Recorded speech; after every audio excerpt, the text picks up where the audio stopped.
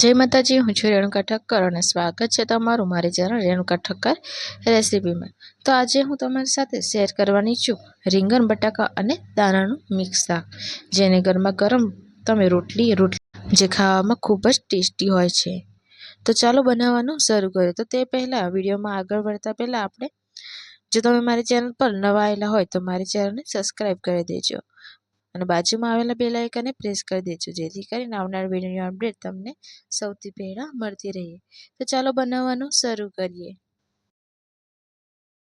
તો સૌથી પહેલાં મેં એંગાડી એક વાડકી તુવેરોને લઈ લીધેલી છે, તેને એક બાઉલમાં આપણે તેમાં પાણીમાં એડ કરી દઈશું।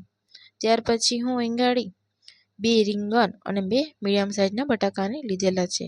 હવે તેને આપણે મીડિયમ સાઇઝમાં આપણે તેને કટિંગ કરી લઈશું અને આપણે તેને પાણીમાં એડ કરી દઈશું, જેથી કરીને તે કાળાશ એમાં આવી ના જાય। તો તમે જોઈ શકો છો કે પાણીમાં આપણે બધું મિક્સ કરી દીધું છે। હવે આપણે વઘાર કરી લઈશું। તો વઘાર કરવા માટે પેનને ગરમ થવા મૂકી દઈશું અને તેમાં 2 પરી જેવું તેલ એડ કરી દઈશું। ત્યાર પછી રાઈને આપણે તેમાં એડ કરીશું। 1 ચમચી રાઈ, 1 ચમચી આપણે તેમાં જીરું એડ કરી દઈશું અને તેને સારી રીતે તતડાઈ લેવાનું છે। હવે આપણે તેમાં 5 થી 6 જેવા આપણે તેમાં મીઠા લીમડા એડ કરી દઈશું। મીઠા લીમડા એડ કર્યા પછી આપણે તેમાં લીલા મરચાં જેવા એમાં એડ કરી દઈશું અને તેને સારી રીતે આપણે તેમાં શેકી લેવાના છે। હવે તેમાં આપણે આદુ લસણની પેસ્ટ ઉમેરી દેવાની છે અને તેને સારી રીતે મિક્સ કરીને શેકાવા દેવાની છે। આદુ લસણની પેસ્ટ આપણી સરસ એવી તેમાં શેકાઈ જાય એટલે આપણે તેમાં થોડુંક પાણી એડ કરી દેવાનું, જેથી કરીને આપણા લસણ તેમાં બળી ના જાય અને મસાલા આપણે તેમાં કરવાના છે તે તો બળી ના જાય। તો તેના માટે આપણે ગેસની ફ્લેમ થોડી મીડિયમ કરી દઈશું। તો મસાલા આપણા સરસ એમાં તેમાં મિક્સ કરી દેવાના છે। તો હવે આપણે તેમાં 1 ચમચી કાશ્મીરી મરચું, 1 ચમચી આપણે તેમાં તીખું મરચું ઉમેરવાનું છે અને 1 ચમચી આપણે તેમાં હળદર અને સારી રીતે તેને મિક્સ કરી દેવાનું છે। મસાલા આપણા સરસ એવા મિક્સ થઈ જાય એટલે આપણે તેને 1 મિનિટ માટે આપણે તેને ઢાંકીને મૂકી દઈશું અને મીડિયમ ગેસ ઉપર આપણે તેને થવા દેવાનું છે। તો 1 મિનિટ પછી આપણે તેને ચેક કરીએ તો મસાલા આપણા સરસ એવા તેમાં શેકાઈ ગયા છે અને તેમાં રહેલું પાણી આપણું સરસ એવું વળી ગયું છે। તમે જોઈ શકો છો કે આ પ્રમાણે આપણા મસાલા સરસ એવા શેકાઈને થઈ ગયા છે। તો હવે આપણે તેમાં આપણે જે શાક રાખેલું છે તેને આપણે તેમાં એડ કરી દેવાનું છે। તો હવે આપણે તેને શાકમાં આપણે મસાલામાં મિક્સ કરી દેવાનું છે। તો શાક આપણું મસાલામાં મિક્સ થઈ જાય એટલે આપણે તેમાં સ્વાદ પ્રમાણે મીઠું એડ કરવાનું છે અને અડધી ચમચી આપણે તેમાં ગરમ મસાલો એડ કરવાનો છે। તો મસાલા મિક્સ થઈ જાય એટલે આપણે તેને સારી રીતે શાકમાં મિક્સ કરી દઈશું।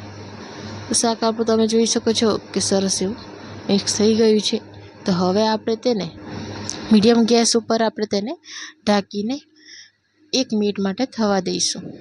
તો અહીંયા આપણે એક વાતનું ધ્યાન રાખવાનું છે કે આપણે ના તો થાળી ઉપર કે ના તો અંદર આપણે પાણી નથી ઉમેરવાનું, તેને વરામાં થોડો ધીમે ગેસ ઉપર જ આપણે તેને ચડાવવાનું છે। તો હવે આપણે 1 મિનિટ જેવું થઈ ગયું છે, હવે તેને ખોલીને જોઈ જોઈએ। તો તમે જોઈ શકો છો કે શાકમાંથી આપણું પાણી સરસ એવું છૂટું પડી ગયું છે। તો હવે આપણે તેમાં 1 ગ્લાસ જેવું આપણે તેમાં પાણી એડ કરીશું અને તેને 5 મિનિટ માટે હાઈ ટુ મીડિયમ ગેસ ઉપર આપણે તેને થવા દેવાનું છે। તો હવે આપણે તેને 5 મિનિટ માટે આપણે ઢાંકીને હાઈ ટુ મીડિયમ ગેસ ઉપર તેને આપણે થવા દઈશું। તો 5 મિનિટ જેવું થઈ ગયું છે। તો હવે આપણે તેને ઢાંકણને ખોલીને ચેક કરી લઈએ। તો શાક આપણું આ પ્રમાણેનું થઈ ગયું છે, તેમાંથી પાણી એવું સરસ એ થઈ ગયું છે। તો હવે આપણે તેમાં 1 ટામેટું મીડિયમ સાઇઝમાં સમારીને આપણે તેમાં એડ કરવાનું છે અને તેને સારી રીતે શાક ભેગું મિક્સ કરી દેવાનું છે અને તેમાં અડધો ગ્લાસ જેવું આપણે તેમાં પાણી એડ કરી દઈશું, જેથી કરીને ટામેટાં અને આપણે જે શાક કચકચું રહી ગયું છે તે આપણું સરસ એવું તેમાં ચડી જાય। જો અહીંયા તમારું શાક વધારે કાચું રહી ગયું હોય તો તમે 1 ગ્લાસ જેવું તેમાં પાણી વધારે એડ કરી શકો છો। હવે તેને સારી રીતે આપણે શાકને મિક્સ કરી દઈશું અને તેને 5 મિનિટ માટે આપણે ફરીને આપણે ઢાંકીને હાઈ ટુ મીડિયમ ગેસ ઉપર આપણે તેને ઢાંકીને મૂકી દઈશું। તો લગભગ 5 થી 6 મિનિટ પછી આપણે શાકને ચેક કરી લઈએ તો શાક આપણું સરસ એવું થઈ ગયું છે અને તેમાંથી પાણી પણ આપણું રહ્યું નથી। તે શાક આપણું સરસ એવું બનીને તૈયાર થઈ ગયું છે। દાણા આપણે જોઈએ તો સરસ એવા ચડી ગયા છે, બટાકા પણ આપણું સરસ એવું થઈ ગયું। હવે ગેસની ફ્લેમ આપણે બંધ કરીને શાકને આપણે ગરમા ગરમ સર્વ કરી લઈશું। આ રેસીપીને તમે ઘરે એકવાર જરૂરથી બનાવજો અને મને કોમેન્ટમાં જણાવજો કે તમને આ રેસીપી કેવી લાગી અને તમારી ફેવરેટ રેસીપી કઈ છે।